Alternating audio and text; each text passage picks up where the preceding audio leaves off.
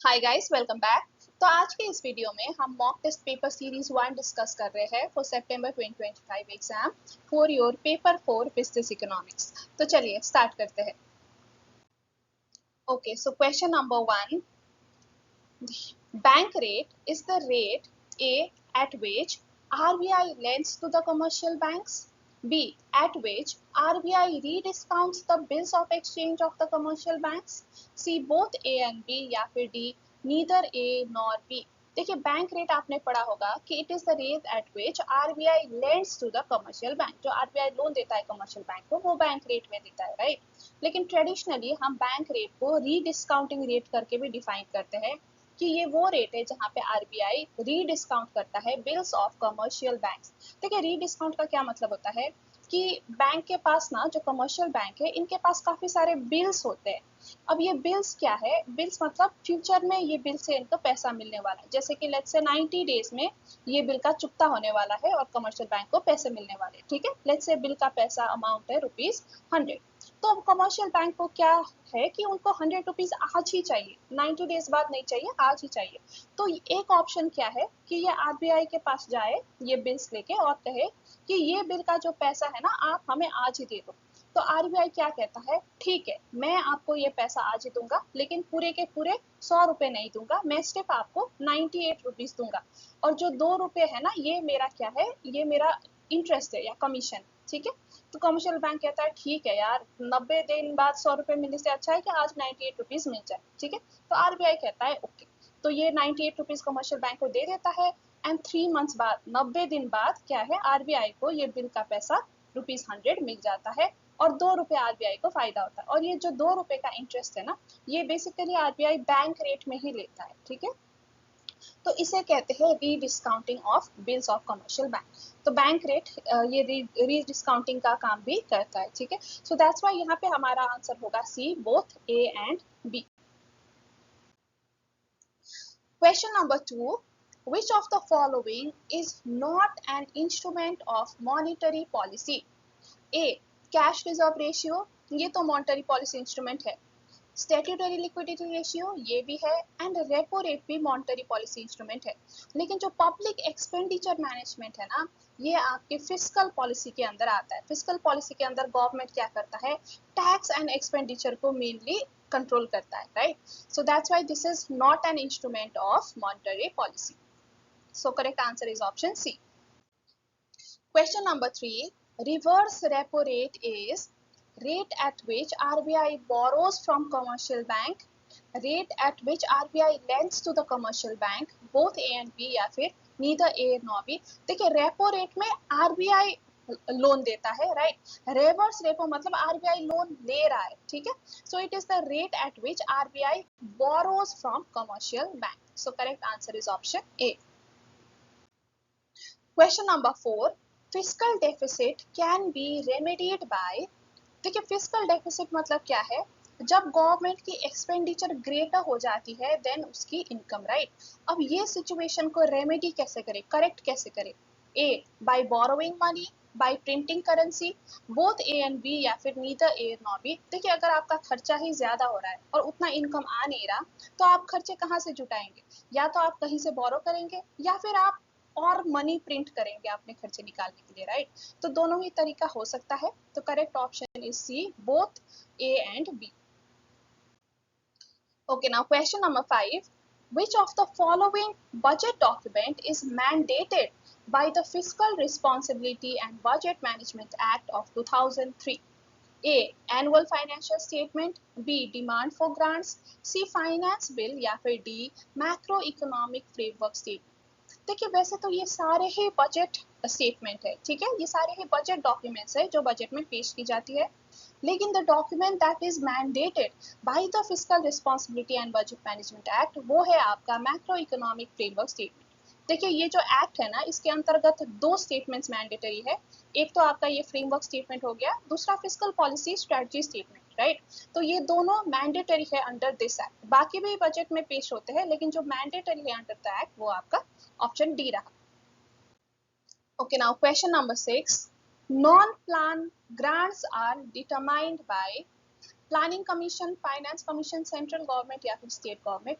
देखिए ये जो क्वेश्चन है ना, ये थोड़ा सा आउटडेटेड क्वेश्चन मैं मानूंगी, क्योंकि अभी जो ग्रांट है या एक्सपेंडिचर है उसको हम प्लान या नॉन प्लान में सेग्रीगेट नहीं करते, पहले करते थे जब प्लानिंग कमीशन आपका होता था ना, जब प्लानिंग कमीशन होता था। अभी आपकी प्लानिंग कमीशन नहीं होती, राइट?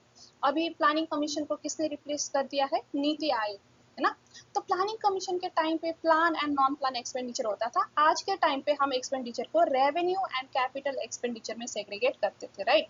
तो इस टाइम पे जो प्लान्ड एक्सपेंडिचर होता था वो तो प्लानिंग कमीशन करता था, ठीक है, एंड जो नॉन प्लान एक्सपेंडिचर है ना वो करता था सेंट्रल गवर्नमेंट। तो इसका आंसर तो सेंट्रल गवर्नमेंट होगा, लेकिन ये थोड़ा आज के टाइम के लिए रेलेवेंट क्वेश्चन नहीं है, शायद बहुत पहले से उठाई हुई क्वेश्चन है। चलो फिर भी हम इसकी आंसर बता देते हैं आपको। आंसर है option C. Okay, now question number 7. Public debt management refers to terms of new bonds, proportion of different components of public debt, maturity या फिर all the above। देखिए पब्लिक डेट मैनेजमेंट क्या होता है? देखिए गवर्नमेंट जो date उठाती है पब्लिक से उसको हम पब्लिक डेट कहते हैं, राइट? अब पब्लिक डेट मैनेजमेंट में ना डेट के बारे में हर चीज़ आती है कि डेट किससे उठानी है, बॉन्ड्स की टर्म्स एंड कंडीशन क्या होनी चाहिए, प्रोपोर्शन क्या होनी चाहिए, राइट, मैच्योरिटी क्या होनी चाहिए। तो सारी ही चीज़ ये मैनेजमेंट के अंदर आती है। सो दैट्स वाई हमारा आंसर होगा यहाँ पे all of the above. Now question number 8, public expenditure increases interest rate, employment, exports या फिर इम्पोर्ट्स। देखिए पब्लिक एक्सपेंडिचर मतलब गवर्नमेंट इकोनॉमी में खर्चा कर रही है, राइट? लेट्स से कि गवर्नमेंट क्या कर रही है, इंफ्रास्ट्रक्चर में खर्चा कर रही है, ये भी आपका पब्लिक एक्सपेंडिचर हो जाता है। अब ये इंफ्रास्ट्रक्चर में खर्चा करने से क्या होता है कि अब यहाँ पे इंफ्रास्ट्रक्चर गवर्नमेंट बनवा रही है, राइट? तो इस बनाने के लिए अब आपको लोगों को एम्प्लॉय करने पड़ेंगे, है कि नहीं? तो यहाँ पे क्या होगा, रोजगारी बढ़ेगी। तो जैसे ही गवर्नमेंट ऐसे खर्चे करेंगे ना इकोनॉमी पे, पब्लिक पे, तो रोजगारी बढ़ती है। तो यहाँ पे हमारा आंसर होगा कि it increases employment. Now question number 9, which of the following are the instruments of money market. देखिए मनी मार्केट इंस्ट्रूमेंट्स क्या होते हैं कि ये शॉर्ट टर्म इंस्ट्रूमेंट्स हैं जिनकी maturity is less than 1 year. 1 year के अंदर अंदर ही जो मैच्योर हो जाते हैं, ऐसे इंस्ट्रूमेंट्स को हम मनी मार्केट कहते हैं। मैच्योर मतलब इनको आपको पे करना पड़ता है, ठीक है। अब जो कॉल मनी है, देखिए ये तो ओवरनाइट होता है, ठीक है, तो इसकी मैच्योरिटी इज ओवरनाइट।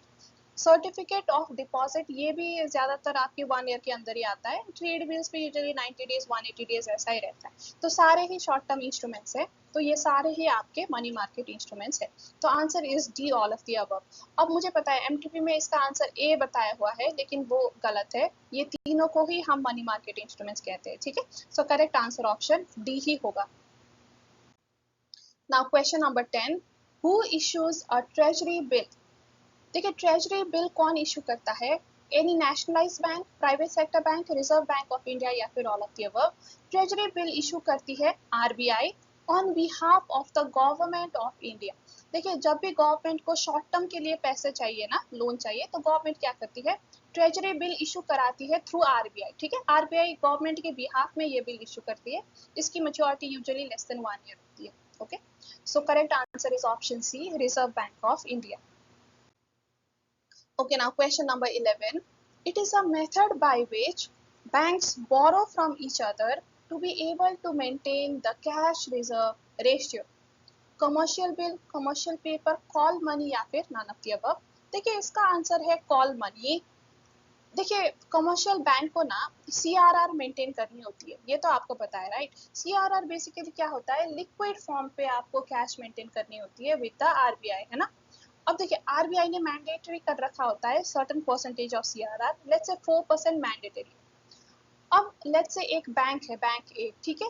अब बैंक ए के पास ना at the end of the day सिर्फ 3% ही रह जाता है इन सीआरआर, 1% वो मीट नहीं कर पा रहा। अब अगर वो 4% नहीं करा, ठीक है, by the end of the day, तो आरबीआई क्या करेगा, उससे पेनल्टी लगाएगा कि आपने सीआरआर मेंटेन नहीं किया, राइट?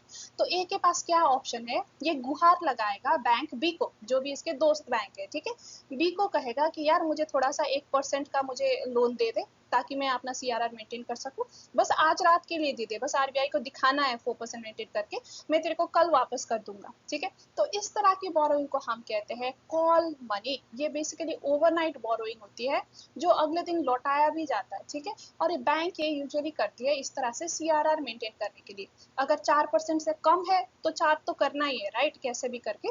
तो इसलिए 4% मेंटेन करने के लिए ये कॉल मनी का इस्तेमाल करके दूसरे बैंक से बोरो कर सकते हैं। तो इसलिए इसका आंसर है सी, कॉल मनी। अब मुझे पता है यहाँ पे इंस्टीट्यूट ने ऑप्शन बी को आंसर बताया है, जो कि गलत है। कमर्शियल पेपर्स यूजुअली कंपनियां इशू करती है, it is not an instrument जहाँ बैंक एक दूसरे से बोरो करते हैं फॉर CRR के स्पेशली कॉल मनी के थ्रू ही बोरो किया जाता है। So correct option is C only. आप एक बार सिंपल गूगल सर्च भी करिए तो भी आपको ये करेक्ट आंसर पता चल जाएगा, ठीक है। Okay, now question number 12. The dumping word refers to A. Tariff should be cut to make more money. B. A lower priced sale of goods abroad is below the cost and price in their home market. C. Buying goods at low prices in other country and selling them at a higher price here.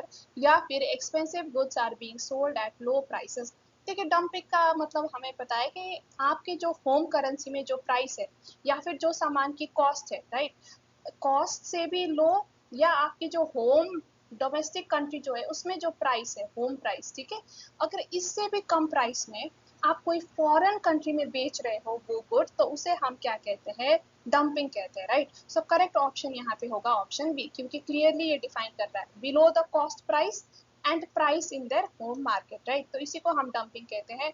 अब again यहाँ पे answer को option D बताया गया है कि expensive goods being sold at low price.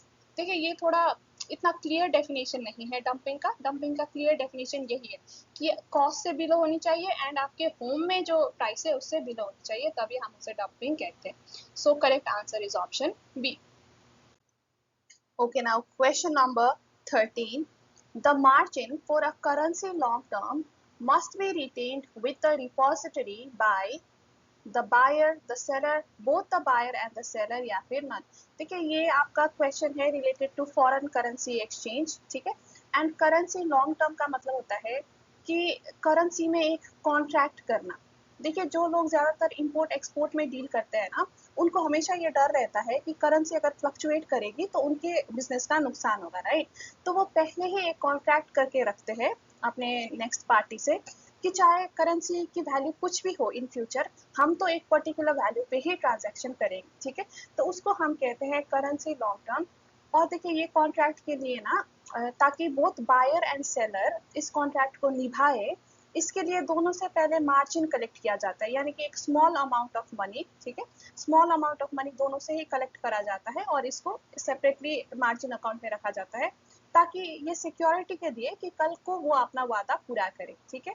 And जो ये मार्जिन है, it must be retained by the retained with the repository by both the buyer and the seller, ठीक है। तो इसका आंसर है ऑप्शन सी। देखिए, ये थोड़ा सा आपका out of the syllabus question है, क्योंकि करेंसी लॉन्ग टर्म या इन सब चीज़ों के बारे में आपके सिलेबस में इतना आपको पढ़ाया नहीं गया है। लेकिन अब कभी कभार इंस्टीट्यूट क्या करता है ना कि MTP में किसी और सब्जेक्ट की जो एग्जाम होती है किसी और कोर्स की, तो उसके क्वेश्चंस भी यहाँ पे सीधा सीधा चिपका देता है, बिना ये सोचे कि आपके सिलेबस के लिए कितना रेलेवेंट है कि नहीं, राइट। अब क्वेश्चन दिया है तो हमें तो सॉल्व करना ही पड़ेगा और इसका आंसर है ऑप्शन सी। लेकिन एग्जाम में इस तरह के बहुत out of the syllabus questions नहीं आते, और ना ही वो क्वेश्चन आता है जो आपके सिलेबस में, मतलब जो आपके सिलेबस से रिलेवेंट नहीं है, ठीक है। तो आप ना घबराए ऐसे क्वेश्चन देख के। बस आप जैसे MTP में दिया है तो आंसर तो चलो आपने समझ लिया, बट एग्जाम के लिए ना घबराए कि इतने डिफिकल्ट टाइप के क्वेश्चंस एग्जाम में नहीं आते, ठीक है। तो चलिए अब मूव ऑन करते हैं। Question number 14। Money cost is considered by modern theory of trade, comparative cost advantage, new trade theory या फिर factor equalization theorem। देखिए, मनी कॉस्ट हम मॉडर्न थ्योरी ऑफ ट्रेड में कंसिडर करते हैं। कंपेरेटिव कॉस्ट एडवांटेज ना, ये जनरली बेस्ड है on labour theory of value, ठीक है।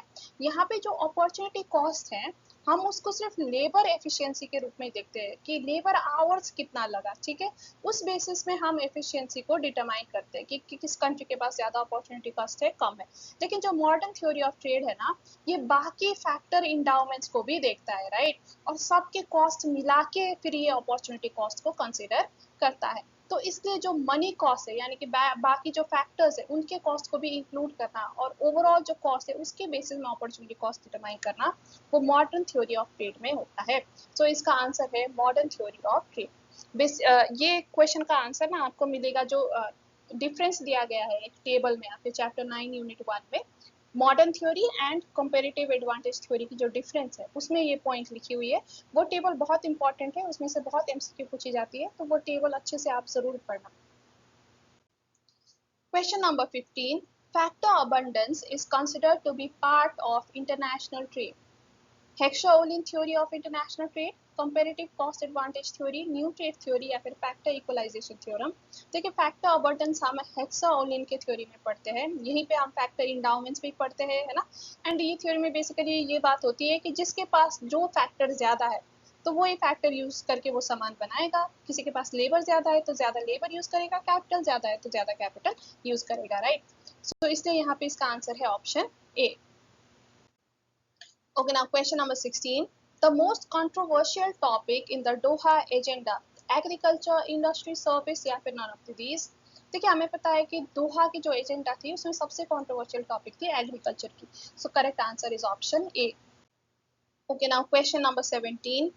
Hedging is indicated by transaction in odd amount, presentation in documentary support, frequency of such transaction या फिर none of these? देखिए हेजिंग का बेसिकली मतलब होता है कि सेफ गार्ड करना, प्रोटेक्ट करना आपके करेंसी को फ्रॉम वेरी हाई फ्लक्चुएशन, ठीक है, क्योंकि अगर बहुत इंक्रीज हो जाता है या बहुत डिक्रीज हो जाता है तो आपको नुकसान हो सकता है अगर आप इंटरनेशनली इंपोर्ट एक्सपोर्ट करते हो तो, है ना। तो इस तरह के नुकसान से बचाने के लिए लोग हेजिंग करते हैं, कॉन्ट्रैक्ट करते हैं एक दूसरे पार्टी के साथ कि चाहे मार्केट में करेंसी की वैल्यू कुछ भी हो, हम तो इतने अमाउंट में ही अपना ट्रांजैक्शन करेंगे, ठीक है। तो उसको हम कहते हैं हेजिंग। अब ये जो भी ऑप्शन है ना ये कोई भी सेंस नहीं बनाता कि इनमें से कोई भी हेजिंग को डिफाइन नहीं करता। So answer is D, none of this. मुझे ऐसा लग रहा है कि ये किसी और क्वेश्चन का ऑप्शन है जो गलती से इस क्वेश्चन में चिपका दिया गया है। एनीवेज हेजिंग का मतलब आपको समझ आ गया, राइट, एंड इसका आंसर है D, none of this. Question number 18. In the long run, dash affect the exchange rate. Transaction in odd amount, presentation of documentary support, frequency of such transaction या फिर none of these। देखिए again same option ये question में भी चिपकाया हुआ है and again गलत है ये सारे ऑप्शन, क्योंकि ये क्वेश्चन में ये ऑप्शन कोई सेंस ही नहीं बनाता। देखिए लॉन्ग रन में एक्सचेंज रेट, कोई भी कंट्री की जो एक्सचेंज रेट है विद अनदर, वो कैसे डिटरमाइन होता है, आपके इम्पोर्ट्स एंड एक्सपोर्ट्स से डिटरमाइन होता है, ठीक है। आपकी कंट्री की जो इंटरेस्ट रेट है उससे भी डिटरमाइन होता है, इन्फ्लेशन की रेट जो है उससे भी डिटरमाइन होता है। तो ये सारे फैक्टर्स डिटरमाइन करते हैं ट्रांजैक्शन इन ऑड अमाउंट, मतलब किस चीज का transaction, documentary support, frequency of such transaction. तो ये सारे चीज इरिलेवेंट है ये क्वेश्चन के लिए, तो अगेन इसका आंसर भी डी, नन ऑफ दिस ही रहेगा। Now question number 19. India's foreign exchange rate system is free float, manage float, fix या फिर फिक्स टारगेट ऑफ बैंक। देखिए हमारी जो एक्सचेंज रेट है वो मैनेज फ्लोट है, यानी कि हम फ्लोट करने देते हैं, लेकिन अगर बहुत ज़्यादा एक्सेसिवली फ्लक्चुएशन आती है तो गवर्नमेंट बीच में आके मैनेज भी कर सकता है, इंटरवीन भी कर सकता है, राइट। तो ये हमारा सिस्टम है option B. Question number 20. Which of the following measures of money supply is known as broad money? M1, M2, M3 या फिर M4? देखिए इंटरनेशनली जो ब्रॉड मनी है ना उसको रिप्रेजेंट करता है M3।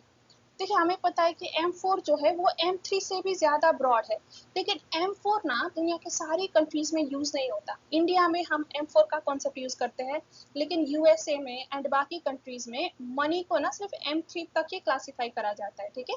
तो इसलिए ब्रॉड मनी M3 को ही इंटरनेशनली माना जाता है, तो इसलिए हम भी M3 को ही ब्रॉड मनी कह के बुलाते हैं। तो हालांकि M4 ज़्यादा ब्रॉड है पता है, और स्टूडेंट को कंफ्यूजन भी होती है इस बात की कि M4 तो ज़्यादा ब्रॉड है तो फिर हम M3 को क्यों बुला रहे हैं, क्योंकि M4 दुनिया के हर कंट्री में रिकॉग्नाइज नहीं है, इसलिए हम M3 को ही ब्रॉड मनी कहते हैं, ठीक है। Okay, now question number 21. Which one is not true regarding the market stabilization scheme, MSS? देखिए आपके बुक में शायद इसके बारे में भी बहुत ज़्यादा नहीं दिया गया है, मैं आपको थोड़ा बता देती हूँ। मार्केट स्टेबलाइजेशन स्कीम में क्या होता है कि अगर आपके इकोनॉमी में बहुत ज़्यादा लिक्विडिटी है मतलब कि पैसे बहुत ज़्यादा है इकोनॉमी में, राइट। अब पैसे ज़्यादा होना भी अच्छी बात नहीं होती, क्योंकि जब पैसे ज़्यादा होते हैं तो क्या दिक्कत आती है, इन्फ्लेशन, राइट। तो इसको कंट्रोल करने के लिए आरबीआई क्या करता है, जो एक्सेस लिक्विडिटी है ना, वो अब्जॉर्ब करने की कोशिश करता है, वो इन्वायरमेंट इकोनॉमी से सक इन करने की कोशिश करता है, अपने पास लेने की कोशिश करता है। और ये कैसे होगा, देखिए आरबीआई इंस्ट्रूमेंट्स यूज कर सकता है, जैसे कि गवर्नमेंट सिक्योरिटीज, राइट। मतलब देखिए ये आरबीआई हो गया, राइट, ये इकोनॉमी हो गया, ठीक है। इकोनॉमी, इकोनॉमी में बहुत ज़्यादा लिक्विडिटी है, तो आरबीआई क्या करता है, गवर्नमेंट सिक्योरिटीज जो है वो इकोनॉमी को दे देता है और इसके बदले में लोगों से पैसे लेता है, ठीक। अब पैसे आरबीआई के पास आ गए है ना, तो इकोनॉमी से जो लिक्विडिटी है वो आरबीआई के पास आ गई। तो इस तरह से ये लिक्विडिटी सक इन करने के लिए मार्केट स्टेबलाइजेशन स्कीम यूज होता है। और जो भी ये पैसा आरबीआई के पास आता है ना, इसको ये एक सेपरेट अकाउंट में रखता है, और ये पैसा आरबीआई या गवर्नमेंट यूज नहीं कर सकते, अपने खर्चे के लिए यूज नहीं कर सकते, ठीक है। इसको एक सेपरेट अकाउंट में ही मेंटेन करके रखना होता है, क्योंकि ये बस मॉनिटरी पॉलिसी के लिए पैसा ऐसा किया गया है, आरबीआई के या गवर्नमेंट के खुद के खर्चे के लिए नहीं, राइट। और जब भी इकोनॉमी में फिर लिक्विडिटी की कमी होती है ना, तो वापस से फिर ये पैसा इकोनॉमी में डाला जाएगा, ठीक है। तो ये कॉन्सेप्ट है। अब ऑप्शन देखते हैं, देखिए, it observes surplus liquidity of enduring nature arising out of large capital flows। हाँ, जो इकोनॉमी की सरप्लस लिक्विडिटी है ना, वो एमएसएस के थ्रू अब्सॉर्ब होता है, this is correct. It observes surplus liquidity through sale of short dated government securities and treasury bills. हाँ, जो आरबीआई है वो गवर्नमेंट सिक्योरिटीज या ट्रेजरी बिल्स, ये भी गवर्नमेंट सिक्योरिटीज ही है, एक टाइप की है ना, तो ये इंस्ट्रूमेंट की यूज करके ये लिक्विडिटी को अब्सॉर्ब कर सकता है। एंड जो मोबिलाइज्ड सरप्लस लिक्विडिटी है, it is held in MSS account with RBI. एक सेपरेट एमएसएस अकाउंट बनाया जाएगा, जहां पे ये जो पैसा सक इन किया है वो सेपरेटली रखा जाएगा, दिस इज ऑल्सो ट्रू।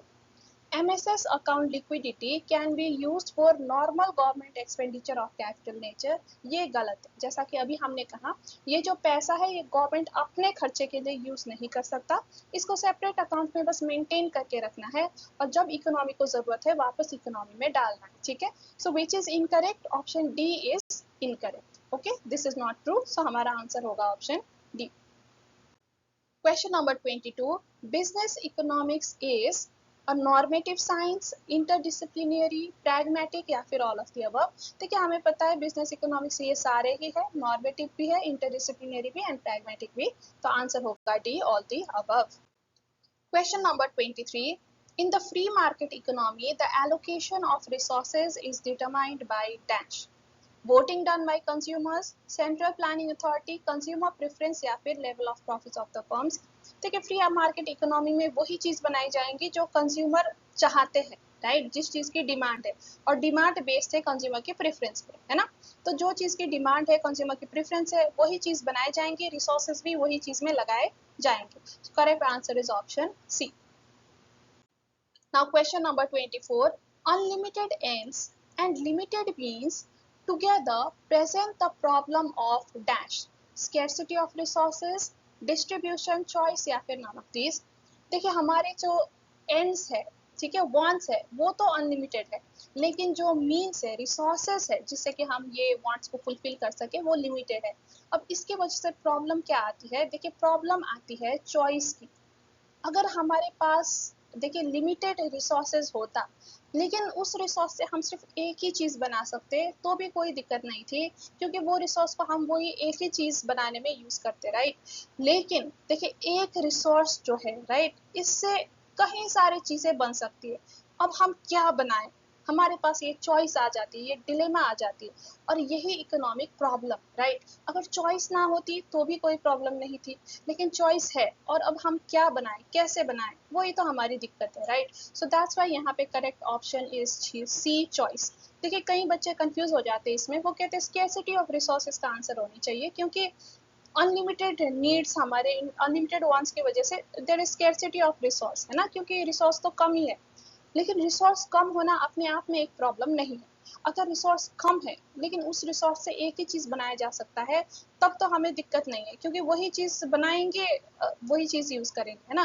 लेकिन हमारे पास अब ऑप्शन हो जाती है कि ये भी बना सकते हैं, ये भी बना सकते हैं, ये भी बना सकता है, तो बनाए क्या, ठीक है। तो वो चॉइस एक दिक्कत है इकोनॉमिक।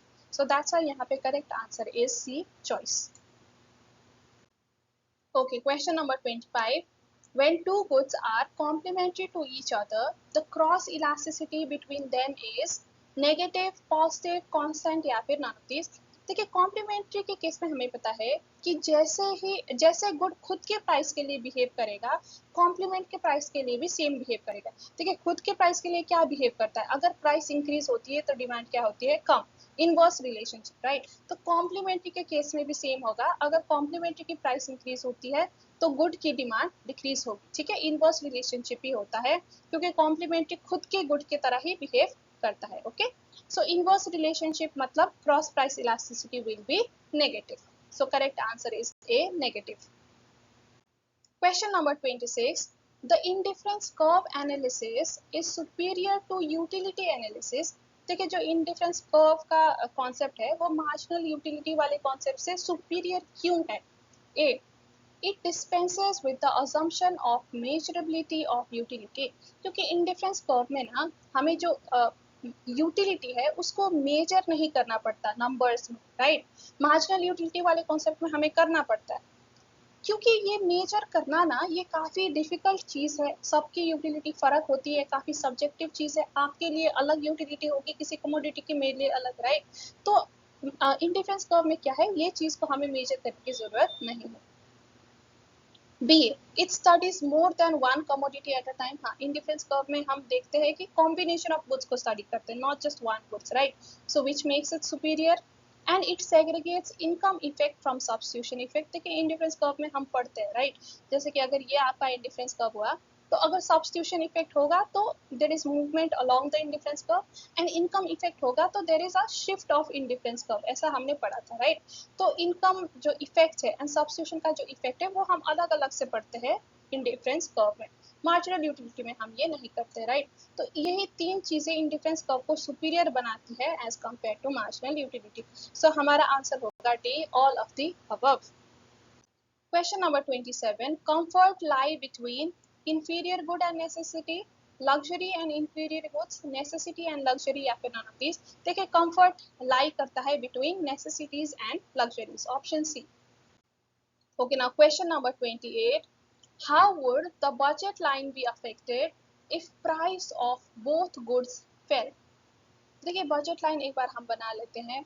ये आपका बजट लाइन रहा, ये कमोडिटी ए, ये कमोडिटी बी. ठीक है, अब बजट लाइन हमें क्या बताता है, various combination of A and B जो विद इन द बजट जो हम परचेज कर सकते हैं within this budget, right. अब अगर ए की एंड बी की दोनों की प्राइस कम होगी तो ये सेम बजट से अब हम ज़्यादा क्वांटिटी ऑफ ए एंड ज़्यादा क्वांटिटी ऑफ बी खरीद पाएंगे, राइट. तो हमारा बजट लाइन अब कुछ इस तरह से दिखेगा, इट विल शिफ्ट आउटवर्ड्स. ठीक है, अब ऑप्शंस देख लेते हैं. देखिए, A, the budget line could not shift, ये इनकरेक्ट है क्योंकि अगर दोनों की प्राइस कम हुई तो budget line definitely outward shift होता है. B, the new budget line must be parallel to the old budget line. देखिए ये ज़रूरी नहीं है क्योंकि यहाँ पे हमें ये नहीं बताया गया कि प्राइस कितने से कम हुई है. देखिए एक और बजट लाइन हम बना लेते हैं. ये ए रहा, ये बी रहा. ठीक है, अब लेट्स से ए की प्राइस बहुत ज़्यादा कम हुई है तो with in the same budget हम ज़्यादा क्वांटिटी ऑफ ए खरीद पाएंगे. ठीक है, सो अब लेट्स से हम इतनी क्वांटिटी ए खरीद पाएंगे, लेकिन बी की प्राइस है जो कम हुई है. ठीक है, तो बी की थोड़ी सी ही क्वांटिटी इंक्रीज होगी, लेट्स से सिर्फ यहाँ पे इंक्रीज होगी. तो देखिए अब हमारा न्यू बजट लाइन कैसा बनेगा, कुछ इस तरीके का बनेगा, right. So is it parallel, it is not completely parallel, right, क्योंकि ए का ज़्यादा क्वांटिटी इंक्रीज हुआ है, बी का कम. तो जब तक क्वेश्चन हमें स्पेसिफाई नहीं करता कि दोनों की प्राइस सेम रेशियो में कम हुई है तब तक हम ये नहीं कह सकते कि जो शिफ्ट है वो पैरेलल ही होगा. ठीक है, तो ये हर केस में एप्लीकेबल नहीं है. ओनली जब इक्वल प्रोपोर्शन में प्राइस कम होगा तभी पैरेलल होगा new budget line to the old. Option C, the new budget line will have the same slope as the original so long as the price of the both good change in same proportion. अब देखिए अब ये option में आपको specify करा गया है कि अगर सेम प्रोपोर्शन में प्राइस कम हुई है दोनों गुड्स की तब तो स्लोप सेम रहेगा, क्योंकि बजट लाइन का स्लोप क्या होता है, देखिए P X by P Y, right. अब लेट्स से पहले पी प्राइस ऑफ कमोडिटी जो एक्स है वो 20 था एंड वाई था आपका 10, ठीक है। तो स्लोप आपका कितना था 2/1, है ना। अब देखिए, अब लेट्स से दोनों ही 50% से कम हो गया है, दोनों के प्राइस सेम प्रपोर्शन में, ठीक है। तो अब पी एक्स आपका 10 हो जाता है एंड ये हो जाता है 5, तो अगेन ये 2/1 हो गया, राइट। तो देखिए जो आपका प्राइस रेशियो है, जो स्लोप है वो सेम रहेगा अगर दोनों की प्राइस सेम रेशियो में कम हुई है, राइट। तो that's why option C would be correct. Okay, so यहाँ पे correct option is option C. Okay, now question number 29. Exception to the law of demand includes given goods, speculative goods, conspicuous necessities या फिर all of the above। ये तीनों ही exceptions है, तो हमारा answer होगा D, all the above। Question number 30. What are the characteristics of labor? Labor is perishable। मतलब ना आप लेबर की जो काम है वो स्टोर करके नहीं रख सकते। जैसे कि आप आज आपने काम करके, ऐसे नहीं कि आप 100 दिन का काम आज ही करके अब 100 दिन रेस्ट करोगे, ऐसे नहीं। जिस दिन काम करोगे उसी दिन आपका लेबर खत्म हो जाता है, ठीक है। सो इट इज पेरिशेबल, हम इसको स्टोर नहीं कर सकते, this is true. Labour is active, ये भी ट्रू है। एंड लेबर मोबाइल है, आप इधर से उधर जा सकते हो, right. So all three are characters, so हमारा answer is D, all the above. Okay, now question number 31. A consumer buys 80 units of a good at a price of rupees 4 per unit. Suppose the price elasticity of demand is -4. At what prices will he buy 60 units? तो देखिए यहाँ पे हमें Q2 दिया हुआ है 60 units, Q1 भी दिया हुआ है 80 units, P1 भी हमारे पास है ₹4, P2 हमें निकालनी है, राइट। एंड प्राइस इलास्टिसिटी भी हमें दिया हुआ है -4। तो चलिए फॉर्मूला लगा लेते हैं, फॉर्मूला से हम निकाल पाएंगे। Price elasticity is equals to Q2 minus Q1 divided by P2 minus P1 into P बाय Q, है ना। अब देखिए, अब price elasticity is -4 is equals to Q2 minus Q1, 60 minus 80 divided by P2 minus P1 is 4, right, into original price हमारा था 4, है ना। एंड ओरिजिनल क्वांटिटी थी हमारी 80। तो अब इसको सॉल्व करते हैं, सॉल्व करिए तो P2 का वैल्यू यहाँ पे आपका आएगा 4.2, ठीक है। So this will be your P2, the new price. तो आपका यहाँ पे आंसर होगा ऑप्शन ए। अब देखिए ये बिना सॉल्व करे भी हम इसका आंसर निकाल सकते थे, पता है कैसे? क्योंकि यहाँ पे क्या हुआ है, प्राइस इलास्टिसिटी नेगेटिव है, राइट। यानी कि inverse relationship between price and quantity. Quantity यहाँ पे कम हो रही है, पहले 80 थी अब 60 हो रही है, तो प्राइस डेफिनेटली यहाँ पे इंक्रीज होना चाहिए, 4 से तो ज्यादा ही होना चाहिए। अब 3.8 तो 4 से कम है, एंड 4 भी अगर सेम प्राइस है फिर तो क्वांटिटी 80 ही होनी चाहिए, कम नहीं होनी चाहिए थी, राइट। तो यहाँ पे एक लॉजिकल ऑप्शन सिर्फ ऑप्शन ए ही आपको नजर आता है, राइट। सो इस तरह से भी आप निकाल सकते थे, हालांकि अब नन ऑफ दीज भी हो सकता था, है ना। तो इसलिए आपको ये करके तो देखना ही पड़ता, बट एक कंफर्म करने का इजी तरीका कि क्वांटिटी कम हुआ है तो प्राइस आपका डेफिनेटली पहले से ज्यादा होना चाहिए, ठीक है। So correct answer is option A. Okay, now question number 32. A vertical supply curve parallel to y-axis implies that elasticity of supply is 0, infinity, equal to 1 या फिर none of these। देखिए एक बार बना के देखते हैं, ये आपका y-axis हो गया, ये आपका x-axis हो गया, राइट। अब हमारा सप्लाई कर्व कैसा है, वर्टिकल है and it is parallel to y-axis। अब ऐसे वर्टिकल कर्व हमको क्या बताता है कि देखिए ये प्राइस होता है, ये क्वांटिटी होता है, राइट। तो ये वर्टिकल कर्व हमें बताता है कि क्वांटिटी तो it is always the same, भले आपकी प्राइस जो भी हो, क्वांटिटी यहाँ पे कहीं पे भी चेंज हमें नहीं दिखाई दे रही, right. Quantity is always Q. और ऐसा कब होता है, प्राइस कितना भी चेंज हो, क्वांटिटी बिल्कुल भी अगर चेंज नहीं हो रही है, तो इसका मतलब है elasticity of supply is 0, right. यानी कि क्वांटिटी में कोई भी चेंज, क्वांटिटी सप्लाई में कोई भी चेंज नहीं आ रहा। So correct option is यहाँ पे option A. Okay, now question number 33. In the third of the 3 stages of production, यानी कि थर्ड स्टेज मतलब नेगेटिव रिटर्न का स्टेज, राइट। अब इसमें क्या होगा, the marginal product curve has a positive slope. देखिए नेगेटिव रिटर्न में तो जो मार्जिनल प्रोडक्ट है ये नेगेटिव हो जाता है, right, it becomes negative, so this is not true.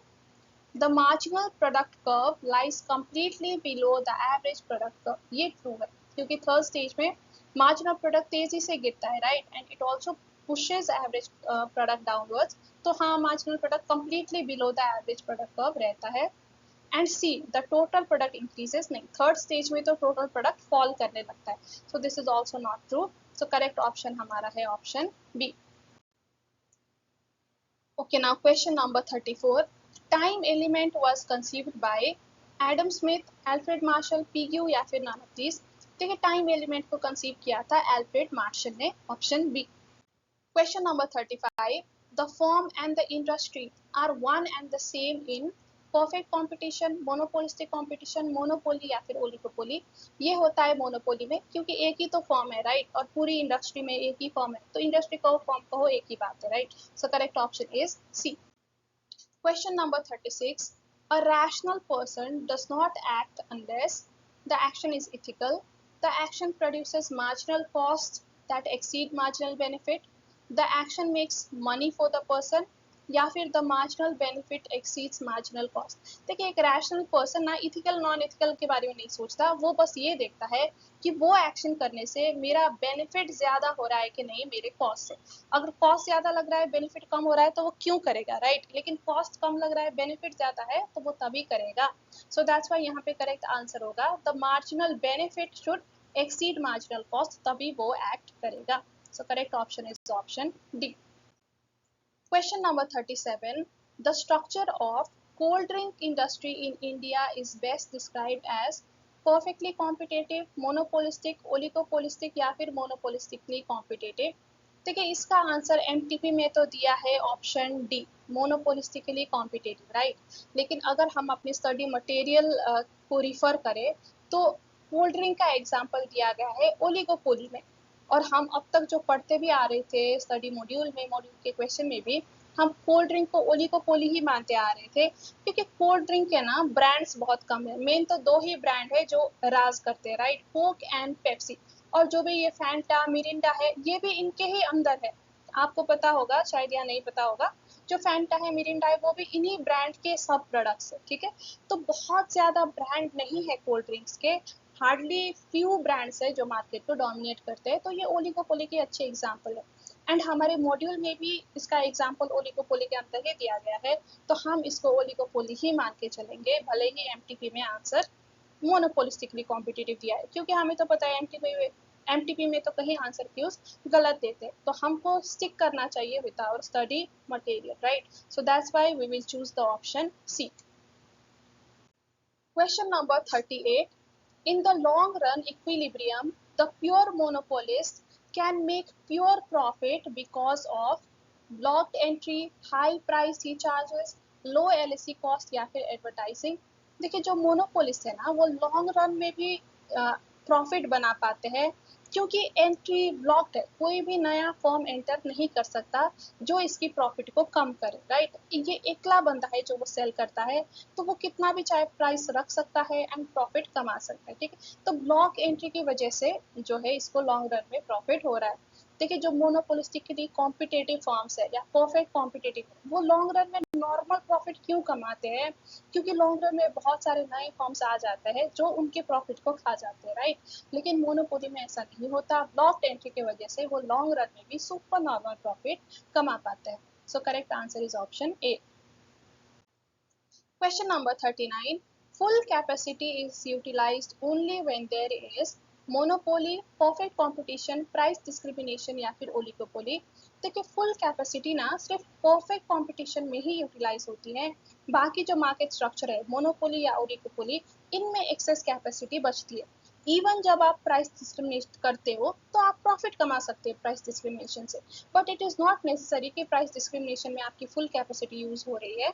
Price discrimination आखिर मोनोपोली का ही तो पार्ट है ना, एंड मोनोपोली में एक्सेस कैपेसिटी बच सकती है, ठीक है, तो जो फुल कैपेसिटी यूटिलाइजेशन है वो होता है in perfect competition only. So correct answer is option B. Question number 40. The kinked demand hypothesis is designed to explain in the context of oligopoly. Kinked demand hypothesis क्या explain करता है, price and output determination, price rigidity, collusion among firms या फिर none of these? देखिए वो explain करता है price rigidity, right. Kink का मतलब क्या होता है, देखिए ओलिगोपोली का डिमांड कर्व इस तरह से यहाँ पे किंक होता है, राइट। इसका ये मतलब होता है कि अगर आप अपना प्राइस इंक्रीज करोगे, किंक से ऊपर जाओगे, तब तो देखिए आपकी डिमांड तेजी से कम हो रही है, राइट। लेकिन अगर आप अपने प्राइस कम करोगे तो भी आपका डिमांड इंक्रीज नहीं होगा। तो प्राइस चेंज करने का कोई फायदा ही नहीं। इंक्रीज करोगे तो आपके कस्टमर भाग जाएंगे, डिक्रीज करेंगे तो ज्यादा आपकी डिमांड में फर्क ही नहीं पड़ रहा, क्योंकि आपके कॉम्पिटिटर भी आपको देख के डिक्रीज करेंगे। तो it is better to stick with the same price. तो इसको हम कहते हैं प्राइस रिजिड रखना, चेंज ना करना, ठीक है। तो ये एक्सप्लेन करता है the king demand curve. Okay, now question number 41, which one of the following is not a variable in the index of leading indicators? तो इनमें से कौन सा लीडिंग इंडिकेटर नहीं है?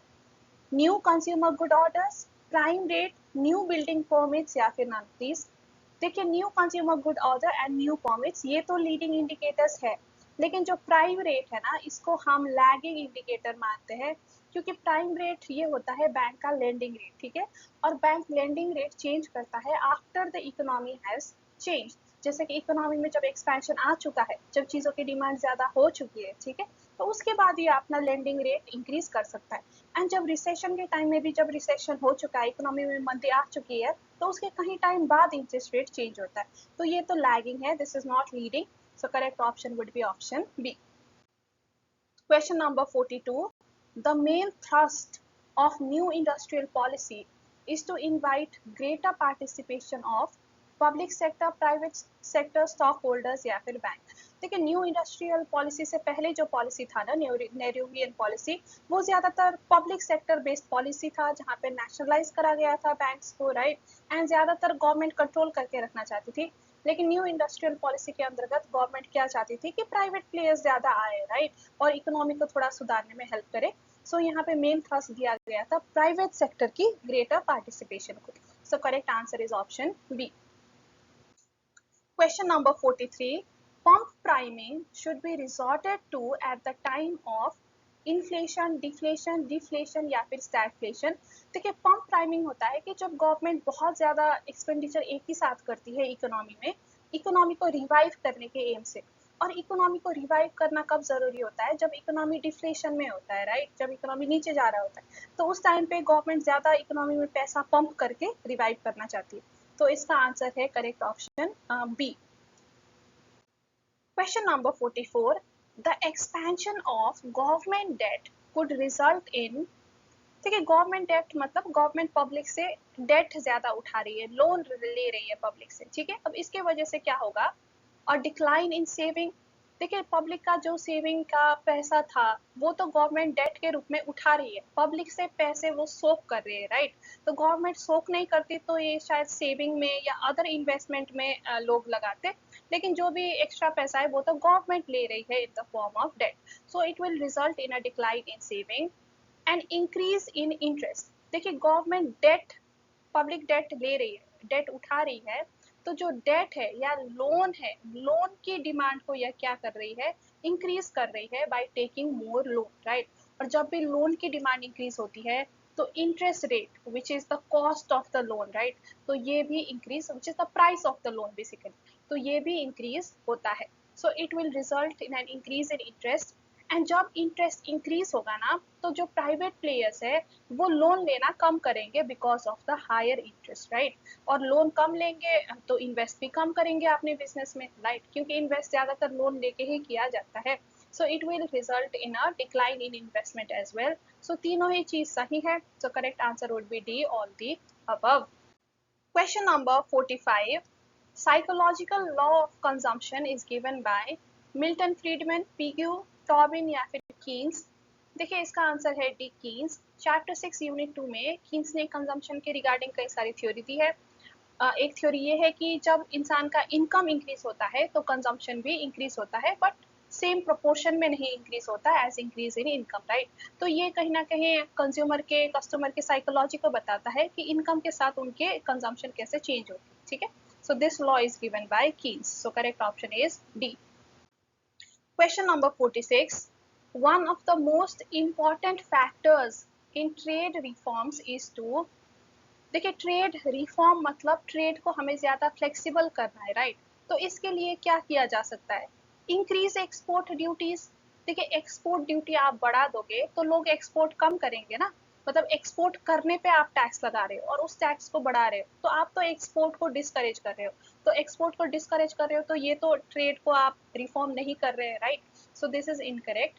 रिड्यूस इम्पोर्ट ड्यूटीज मतलब बाहर से जो सामान आ रहा है उसकी टैक्स कम कर, तो इस तरह से आप इंटरनेशनल ट्रेड में मदद कर रहे हो, इंटरनेशनल ट्रेड को फ्लेक्सिबल बना रहे हो कि इम्पोर्ट एक्सपोर्ट दोनों ही फ्लेक्सिबल हो जाए, राइट। सो ये तो एक तरीका है। Keep export duties constant and keep import duties constant. अगर आप चेंज ही नहीं कर रहे तो आप रिफॉर्म कैसे कर रहे हो, राइट। कांस्टेंट में तो कोई रिफॉर्म नहीं है। सो दैट्स व्हाई यहाँ पे करेक्ट आंसर होगा option B. Question number 47. Fiscal policy relates to government decision in respect of taxation, government spending, government borrowing या फिर public debt। देखिए फिजिकल पॉलिसी में हम ये चारों ही चीज़ों में गवर्नमेंट यूज़ करती है to maintain a physical balance in the economy. Taxation का भी यूज़ करती है, स्पेंडिंग का भी, बोरोइंग का भी एंड पब्लिक डेट का भी। तो आंसर होगा यहाँ पे option D, all the above are correct. Question number 48. An agreement between two countries to maintain a free trade area, a common external tariff, free mobility of capital and labor, and degree of unification in government policies and monetary policy is called। देखिए इस extent तक agreement है कि आपकी जो government policies है, right, and जो monetary policy है वो भी यूनिफाई आपने कर रखा है। तो इस तरह का अग्रीमेंट आपको देखने को मिलता है इकोनॉमिक यूनियन में, ठीक है। कस्टम यूनियन में क्या होता है कि there is common external tariff and free mobility भी होती है, लेकिन इस तरह से यूनिफिकेशन ऑफ पॉलिसीज हमें कस्टम यूनियन में स्टिल नहीं देखने को मिलती। वो होता है आपका इकोनॉमिक यूनियन, ठीक है। So correct answer is option C. Question number 49. Margin requirements specified under instrument of monetary policy। देखिए मार्जिन रिक्वायरमेंट की बात कहाँ पे करी गई है, in variable reserve requirement, statutory liquidity ratio, selective credit control या फिर ओपन मार्केट ऑपरेशन। देखिए मार्जिन रिक्वायरमेंट की बात होती है in selective credit control. Margin requirement basically क्या होता है कि जब भी आप लोन लेते हो बैंक से, तो ये तो आपको पता होगा कि आपको कुछ ना कुछ कोलैटरल रखना पड़ता है, गिरवी रखना पड़ता है, राइट। अब जो कोलैटरल का वैल्यू है, क्या इसका 100% आपको लोन दिया जाएगा, नहीं। जैसे कि लेट्स से आपका कोलैटरल का वैल्यू है 10 लाख, तो आपको बैंक 7 या 8 लाख ही लोन देगी, 2 लाख ये रखेगी एज मार्जिन कि कभी ये जो एसेट आपने कोलैटरल में दिया है इसका वैल्यू कम भी तो हो सकता है फ्यूचर में, है ना। तो एटलीस्ट आपका पैसा तो रिकवर हो, ये तो बैंक सोचेगा ना। तो हमेशा exact amount of collateral bank loan नहीं लेता, ये थोड़ा सा 20-30% का मार्जिन हमेशा ही रखता है, इसी को हम कहते हैं मार्जिन रिक्वायरमेंट, ठीक है। और इसकी बात करी जाती है in selective credit control. Question number 50. High growth of which industry provide a positive signal for industrial growth in future? Capital good industry, basic good industry, durable consumer good industry या फिर इंटरमीडिएट गुड इंडस्ट्री। देखिए answer is capital good industry. अगर capital good industry की ज़्यादा growth हो रही है, मतलब ज़्यादा कैपिटल बन रही है, राइट, जैसे कि प्लांट एंड मशीनरी, एंड ज़्यादा कैपिटल का मतलब होता है कि फ्यूचर में ज़्यादा प्रोडक्शन होने वाली है, right. So it shows us the positive signal for industrial growth, ठीक है। So correct answer is option A. Question number 51. Even as fixed average cost continues to fall, the average variable cost begins to rise because return to a factor starts diminishing, return to a factor starts rising, input price start rising या फिर producer budget starts sinking। देखिए fixed average fixed cost तो हमेशा ही कम होता ही रहता है continuously, right. लेकिन average variable cost पहले कम होता है फिर एक पॉइंट के बाद बढ़ने लगता है। अब क्यों बढ़ने लगता है, क्योंकि यहाँ पे डिमिनिशिंग रिटर्न का फेज जो है वो स्टार्ट हो जाता है, राइट। आप इनपुट जितना डालोगे आपको उतना ज्यादा आउटपुट नहीं मिलेगा, राइट। इनपुट का आपको कॉस्ट ज्यादा लगेगा, आउटपुट कम आपको मिलेगा, right. So return to a factor, जो भी आप फैक्टर एक इनपुट जिसको हम यूज कर रहे थे उसका जो रिटर्न है वो डिमिनिश होने लग गया है, कम आउटपुट देने लग गया है, right. So because of this diminishing return phase आपका वेरिएबल कॉस्ट इंक्रीज होता है। So correct answer is option A.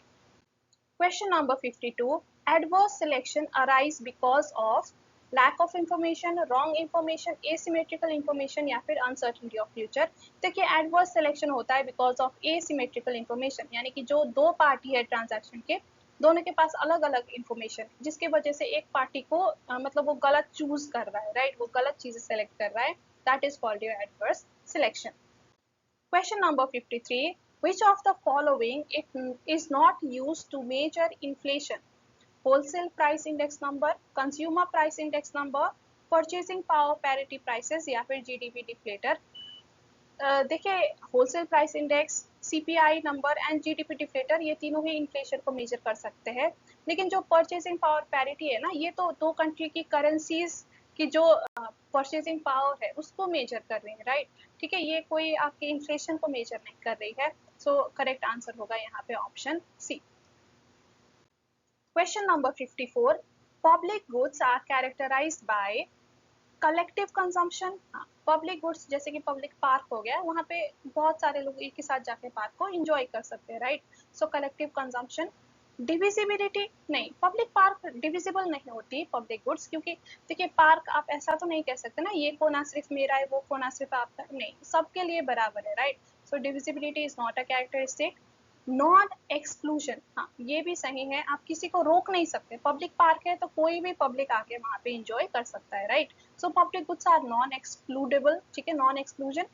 And rival consumption, rival consumption मतलब अगर आपने कंज्यूम किया तो कोई और नहीं कर सकता, ये प्राइवेट गुड्स में होते हैं, पब्लिक गुड्स में नहीं होते। जैसे कि पब्लिक पार्क अगर आप गए तो और कोई नहीं जा पाएगा, ऐसा होता है क्या? नहीं, राइट, सो ये भी पब्लिक गुड्स की कैरेक्टरिस्टिक नहीं। तो कैरेक्टरिस्टिक कौन सा है? 1 and 3, राइट, तो यहाँ पे हमारा आंसर होगा B, 1 and 3 are correct. Okay, question number 55. Given paradox occurs when income effect is greater than substitution effect, equal to substitution effect, less than substitution effect या फिर negative and is greater than substitution effect। देखिए given goods में क्या होता है, when income increases demand decrease होती है, right, usually तो इंक्रीज होनी चाहिए लेकिन यहाँ पे डिक्रीज होती है, so income effect is negative, and ये जो नेगेटिव इनकम इफेक्ट है ना, it is greater than substitution effect, तभी तो ये लॉ ऑफ डिमांड को वायलेट कर रहा है ना। देखिए लॉ ऑफ डिमांड ना में income effect and substitution effect, right, दोनों काम करते हैं। अगर इनकम इफेक्ट पॉजिटिव है, सब्स्टिट्यूशन इफेक्ट पॉजिटिव है, तो लॉ ऑफ डिमांड काम करता है, राइट, लेकिन अगर इनकम इफेक्ट नेगेटिव है एंड ये जो नेगेटिव इसका इम्पैक्ट है ना, it is greater than substitution effect. देखिए इनकम इफेक्ट आपका नेगेटिव है और सब्स्टिट्यूशन इफेक्ट पॉजिटिव है, तो तब लॉ ऑफ डिमांड काम करेगी कि नहीं? देखिए इस केस में क्या होता है कि जिसका इफेक्ट ज्यादा है ना, अगर नेगेटिव इनकम का इफेक्ट ज्यादा है तो लॉ ऑफ डिमांड नहीं काम करेगी, अगर पॉजिटिव सब्स्टिट्यूशन का इफेक्ट ज्यादा है तो काम करेगी। लेकिन गिवन गुड्स में हमें पता है कि ये वायलेट करता है लॉ ऑफ डिमांड को, राइट, तो इसका ये मतलब है कि जो इसका नेगेटिव इनकम का इफेक्ट है ना, वो ओवर पावर कर रहा है सब्स्टिट्यूशन इफेक्ट को, दैट्स वाई इसमें लॉ ऑफ डिमांड काम नहीं कर रही, right, so that's why given paradox में क्या होता है, income effect is negative and it is greater than the substitution effect. Okay, now question number 56. In case of deficit budget, when the deficit are covered through taxes, the budget is called। देखिए वैसे तो deficit budget है, मतलब expenditure is greater than income, लेकिन आपने जो ये deficit है, ये गैप है, इसको कवर कर दिया बाय इंक्रीजिंग टैक्सेस, मतलब आपने इनकम को इंक्रीज कर दिया, सो अब आपका एक्सपेंडिचर एंड इनकम बराबर है, तो ऐसे बजट को हम क्या कहेंगे? बैलेंस्ड बजट कहेंगे, राइट, क्योंकि इनकम आपने टैक्स इंक्रीज करके बैलेंस आउट कर दिया, ठीक है, so correct option is option C. Question number 57. Which of the following is credited with introduction of LPG model of economic development in India? Dr. C. Rangarajan, Dr. Montek Singh Ahluwalia, Dr. Manmohan Singh या फिर none of these। देखिए जो LPG model है ये आपकी new industrial policy के दौरान आई थी, ये 1991 की जो पॉलिसी रिफॉर्म है उसके दौरान आई थी, राइट, और इस टाइम पे जो आपके फाइनेंस मिनिस्टर थे ना, वो मनमोहन सिंह थे, और इनके अंडर ही ये चीज, ये एलपीजी मॉडल को लेके आया गया था, तो इनको ही कंसिडर करा जाता है, क्रेडिट करा जाता है for the introduction of LPG model, ठीक है, so answer is option C. Okay, now question number 58.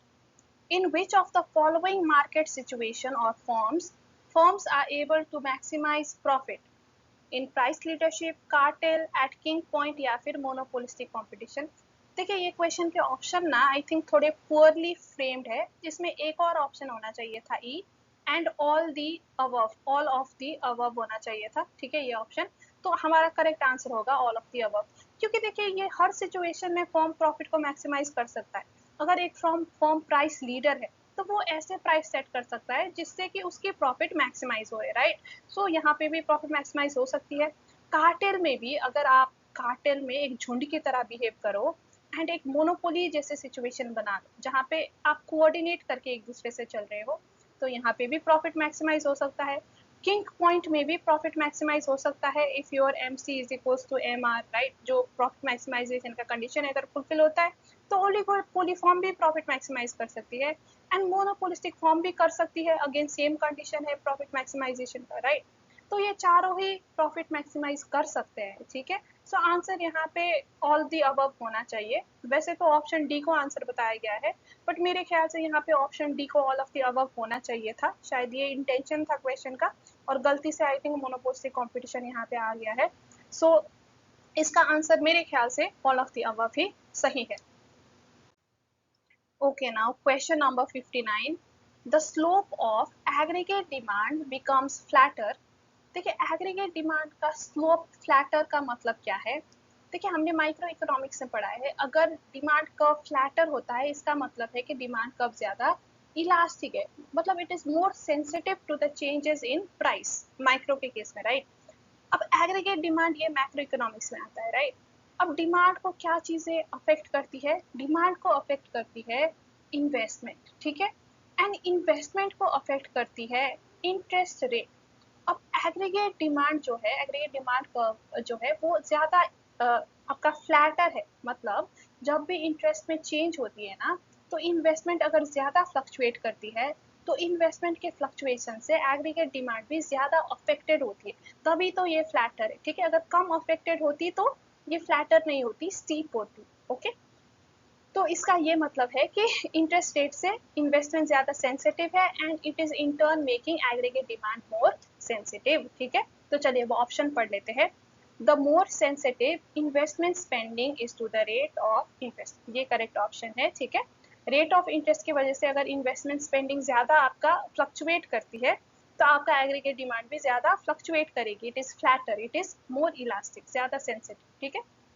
Option B भी देख लेते हैं। The more sensitive the demand for money is to the rate of interest. देखिए यहाँ पे हम एग्रीगेट डिमांड पढ़ रहे हैं, not demand for money. Aggregate demand मतलब इकोनॉमी में सारे चीजों की डिमांड, ठीक है, ये मनी डिमांड की यहाँ पे हम बात नहीं कर रहे हैं। And the larger the nominal money supply, देखिए अगेन यहाँ पे मनी सप्लाई की बात हो रही है, ठीक है, लेकिन ये जो एग्रीगेट डिमांड है हम ये प्रोडक्शन की डिमांड की बात करें, प्रोडक्ट्स की, गुड्स एंड सर्विसेज की, नॉट ऑफ मनी, तो ये भी गलत हो जाता है। And correct option is option A. Question number 60. When exchange rate is flexible, a decrease in country B's taxes A has no effect upon output in country B, causes output in country B to increase, results in an increase in country B's exports या फिर none of these। देखिए क्या होता है ना कि country B के tax क्या हो गए, डिक्रीज हो गए, right. Country B tax is decrease, है ना। अब टैक्स डिक्रीज होगा तो क्या होगा, लोगों के हाथ में disposable income will increase, right, and लोग ज्यादा डिमांड करेंगे गुड्स एंड सर्विसेज की, तो आउटपुट भी ज्यादा बनेगी क्योंकि पीपल की डिमांड ज्यादा है, राइट। अब ये तो डोमेस्टिक आउटपुट की बात हो गई, है ना।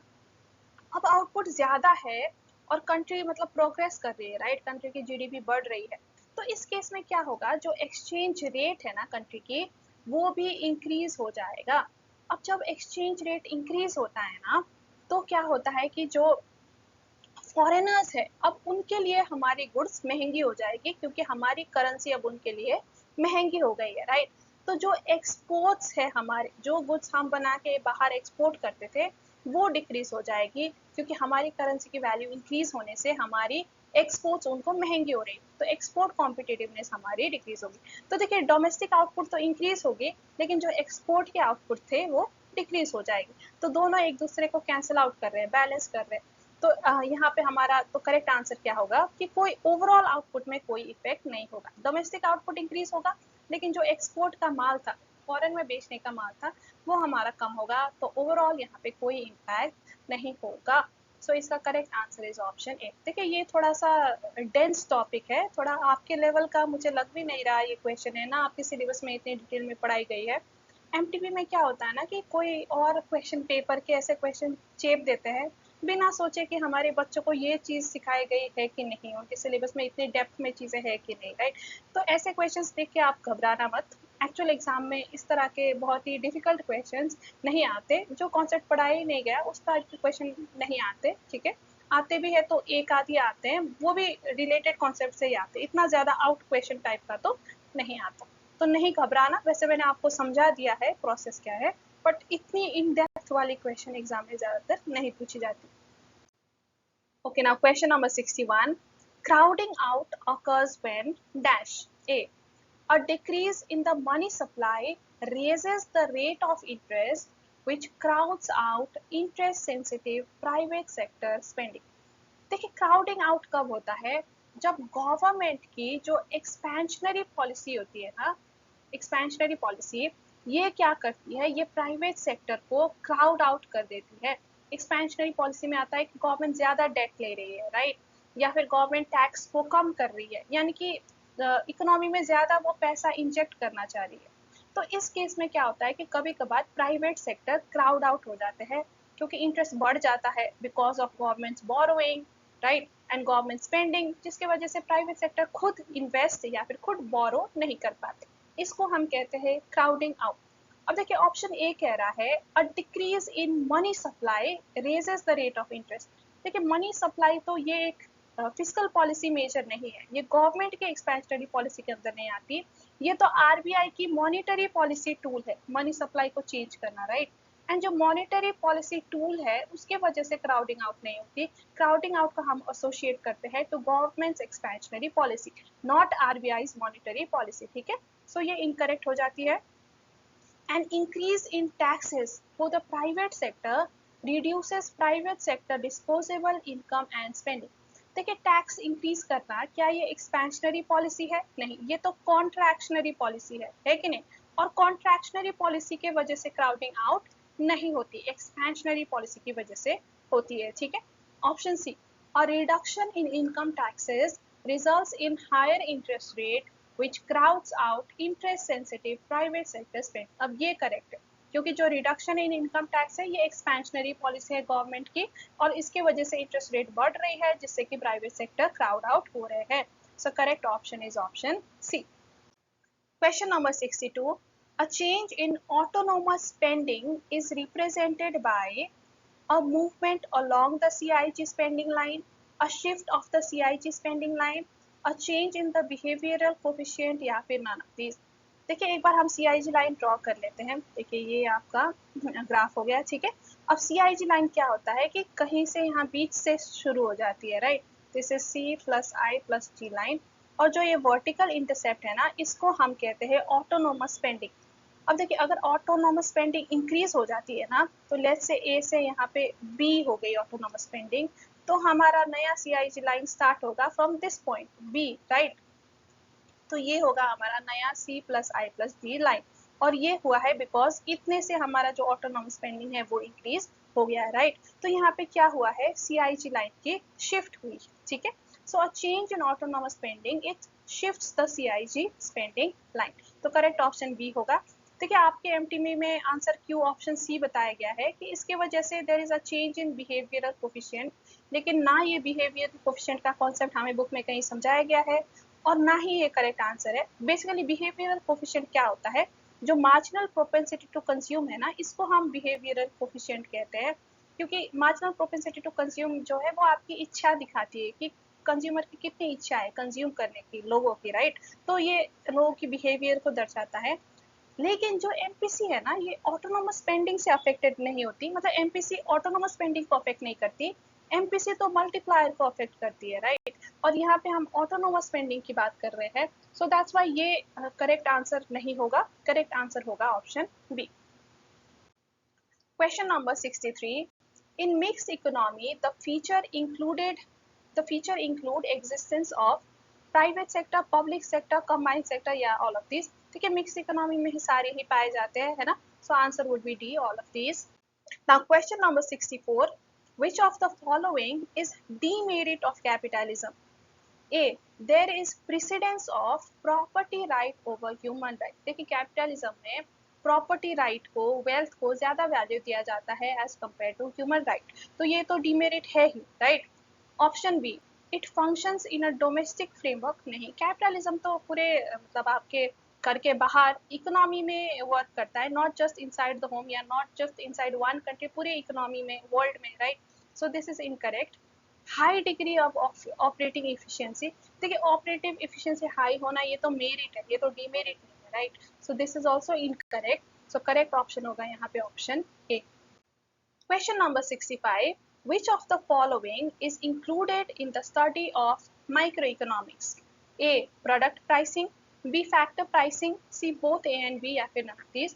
देखिए माइक्रो इकोनॉमिक्स में हम प्रोडक्ट की कैसे प्राइसिंग रखी जाती है वो भी पढ़ते हैं, एंड फैक्टर प्राइसिंग यानी कि जो फैक्टर्स ऑफ प्रोडक्शन है, लैंड, लेबर, ऑन्टरप्रेन्योर कैपिटल, इनकी भी प्राइस कैसे सेट की जाती है ये भी हम पढ़ते हैं। So correct option would be C, both A and B. Question number 66. Scarcity definition in economics is given by Lipsey, Adam Smith, JB से या फिर रॉबिन्सन। देखिए स्कैरसिटी डेफिनेशन दिया है लियोनेल रॉबिन्स ने, ठीक है, लियोनेल रॉबिन्स करके इकोनॉमिस्ट है, और ये रॉबिन्स को कई बार ना ये एमसीक्यूज में गलत तरीके से रॉबिन्सन कह देते हैं, बट रॉबिन्सन उनका नाम नहीं है, लियोनेल रॉबिन्स नाम है, और इन्होंने दिया है the scarcity definition in economics. देखिए ये जो डेफिनेशन है ना, ये आपके पुराने सिलेबस में दिए गए थे, एडम स्मिथ के डेफिनेशन, लियोनेल रॉबिन्स के डेफिनेशन। न्यू सिलेबस में ये चीज़ नहीं है, बट स्टिल ये क्वेश्चन आपको अभी भी पूछी जाती है। बेसिकली इनका डेफिनेशन क्या था कि जो स्केर्स रिसोर्सेज है एंड हमारे अनलिमिटेड वांट्स है ना, उसको ही इन्होंने एक डेफिनेशन बनाया था कि economy is the study of scarce resource and unlimited wants, ऐसा ही कुछ रिलेटेड उन्होंने डेफिनेशन दिया था, और उसी को हम स्केर्सिटी डेफिनेशन कहते हैं, ठीक है। और ये दिया है लियोनेल रॉबिन्स ने, यानी कि ऑप्शन डी रॉबिन्सन आंसर होगा, लेकिन ये ऑप्शन ही यहाँ पे ना थोड़ा गलत तरीके से लिख देते हैं, रॉबिन लिखना चाहिए था, रॉबिन्सन लिख देते हैं, but still answer is option D. Question number 67. Snob effect is explained as it is a function of consumption of others, it is a function of price, both A and B या फिर none of these। देखिए snob effect में ना जब चीज़ें ज़्यादा common हो जाती है, बहुत लोग उसे यूज़ करते हैं, तो हम उसे नहीं यूज़ करने का हमारा मन होता है, right. So it has nothing to do with price, it is just कि कॉमन हो गई है इसलिए हमें पसंद नहीं। So it is just a function of consumption of others, मतलब दूसरे ने ज़्यादा कंज्यूम कर लिया तो आपको नहीं पसंद आ रहा है, ठीक है। So correct answer is option है। प्राइस से हमें मतलब नहीं है यहाँ पे, वो सामान जो है वो महंगी भी हो सकती है, सस्ती भी हो सकती है, बट कॉमन हो गई इसलिए हमें पसंद नहीं है। सो यहाँ पे आंसर होगा option A. Question number 68. Which of the following are the determinants of price elasticity of demand? Availability of substitutes, time period, tight demand या फिर all of these। ये सारे ही determinants है price elasticity के, तो हमारा आंसर होगा D, all of these। Question number 69. If the cross elasticity is only slightly below zero, which of the following is correct? They are weak complements, negative and very high, they are strong complements, both A and B या फिर none of these। देखिए cross elasticity जो है it is slightly below zero, मतलब below zero क्या होता है, below zero तो नेगेटिव नंबर ही होता है, राइट। सो क्रॉस इलास्टिसिटी यहाँ पे नेगेटिव है, यानी कि कॉम्प्लीमेंट्स है ये कुछ, इतना तो हमें पता चल गया, राइट। लेकिन it is only slightly below zero, मतलब जीरो के आसपास ही है, right, it is only slightly below, तो मतलब कम नंबर है, ठीक है। तो it shows that they are weak complements. अगर जीरो से बहुत फार अवे होता है नेगेटिव में भी, तो हमें समझना चाहिए था कि स्ट्रॉन्ग कॉम्प्लीमेंट्स है, लेकिन थोड़ा कम नंबर है, so it means they are weak complements. So correct answer is option A. Question number 70. Indifference curve analysis was proposed by J.R. Hicks and R.G.D. Allen, Alfred Marshall, Jeremy Bentham या फिर none of these। ठीक है, indifference curve propose किया था J.R. Hicks and R.G.D. Allen ने, option A. Question number 71. The rate at which the consumer is prepared to exchange good X and Y is marginal rate of substitution, elasticity of substitution, diminishing marginal utility या फिर none of these। देखिए इसको हम कहते हैं marginal rate of substitution, यानी कि how much of good Y are you willing to sacrifice for 1 unit of good X, right. तो इसको हम कहते हैं कि आपका मार्जिनल रेट ऑफ सब्स्टिट्यूशन क्या है, ठीक है। So correct answer is a. Question number 72. Contraction of demand is the result of decrease in the number of consumers, increase in the price of the good concerned, price of related products या फिर none of these। देखिए contraction या फिर expansion कब होता है, जब खुद के प्राइस की, राइट, खुद की प्राइस में जब चेंज आती है तो एक्सपेंशन या कॉन्ट्रैक्शन होता है, राइट। अब कॉन्ट्रैक्शन में क्या होता है कि आपकी जो क्वांटिटी डिमांडेड है वो कम हो जाती है बिकॉज प्राइस हैज इंक्रीज, है ना। तो करेक्ट ऑप्शन है यहाँ पे option B, increase in the price of the good concern. Okay, now question number 73. Economic indicator required to predict the turning point of business cycle is leading indicator, lagging indicator, coincident indicator या फिर all of the above।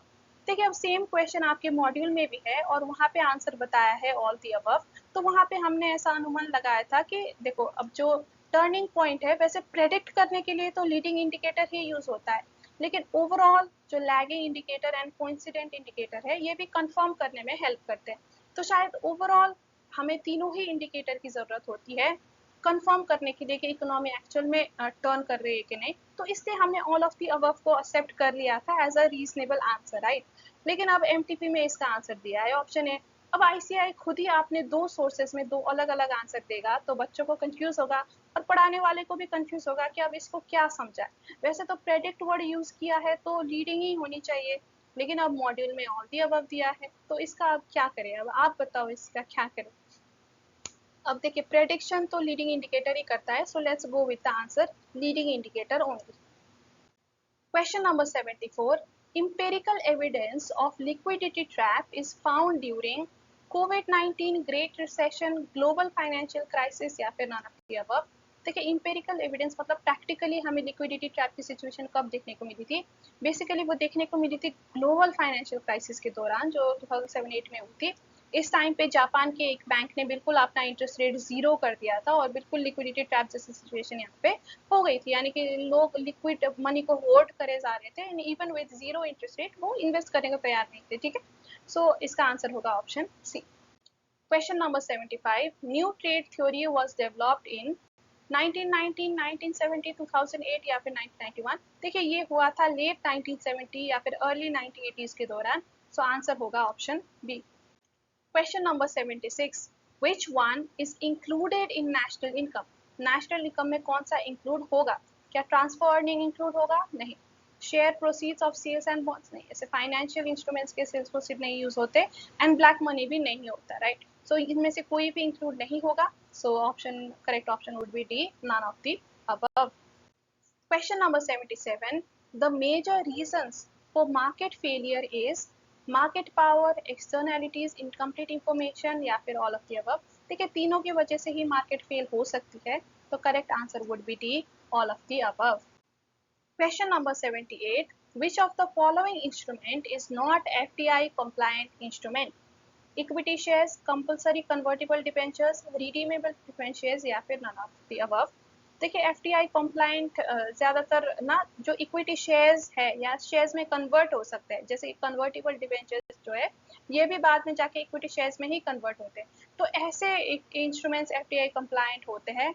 लेकिन redeemable preference shares क्या है, इसको लौटाना पड़ता है, ठीक है। तो ये एक तरह से डेट की तरह काम करता है जिसको आफ्टर अ सर्टेन टाइम आपको लौटाना होता है, तो ये इंस्ट्रूमेंट एफडीआई कंप्लाइंट नहीं है, ठीक है। So correct option is option C.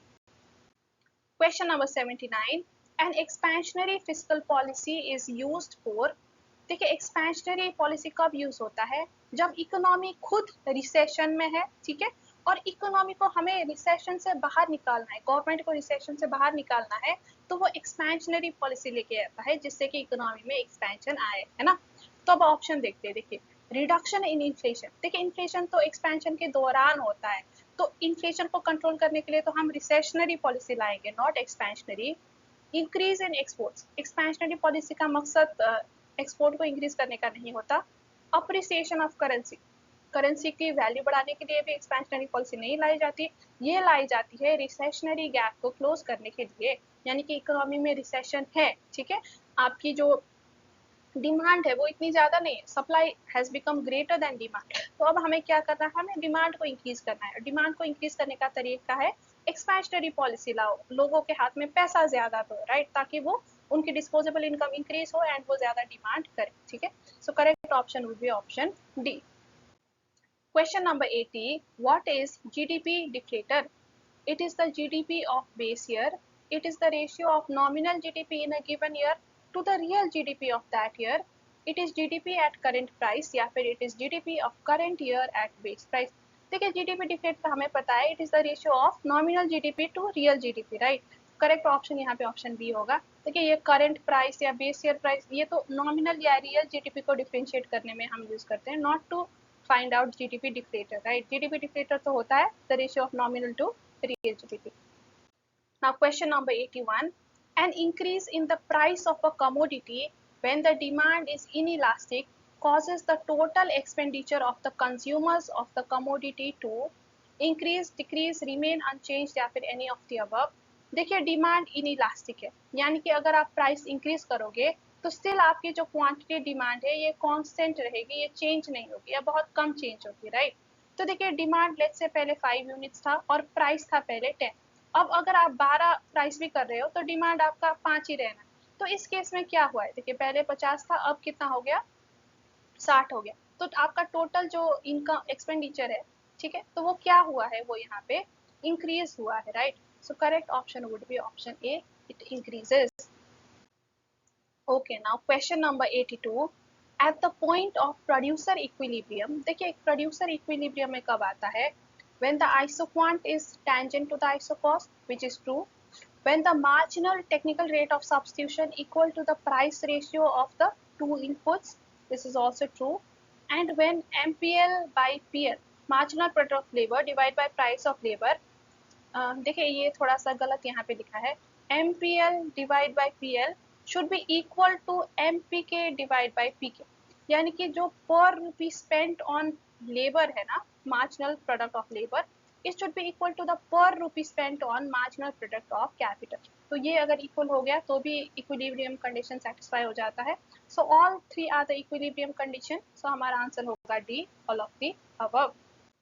Question number 83. Price varies by attributes such as location or by customer segment is called dash degree of price degree discrimination। देखिए ये कस्टमर को segment में divide करके जब हम प्राइस डिस्क्रिमिनेट करते हैं वो आपका होता है the third degree of price discrimination, right. So correct option is option C. Okay, now question number 84. The idea of dash in economics is that we have unlimited wants but limited resources. Opportunity cost, scarcity, marginal analysis या specialisation. देखिए ये तो scarcity का concept हो गया ना, कि हमारी जो वंस है अनलिमिटेड है लेकिन हमारी रिसोर्स वो कम है, तो वी आर फेसिंग, राइट। तो हमारे पास क्या है, स्केर्सिटी ऑफ रिसोर्सेज है, इतने रिसोर्स नहीं है कि हम अपने सारे ही अनलिमिटेड वांट्स जो है वो फुलफिल कर सकते हैं। So correct option is option B. Question number 85. Which of the following is a key assumption of the monopoly model? तो मोनोपोली जो मार्केट फर्म है उसका की assumption क्या क्या है? ए, barriers to entry, हाँ barrier to entry तो होता है, राइट।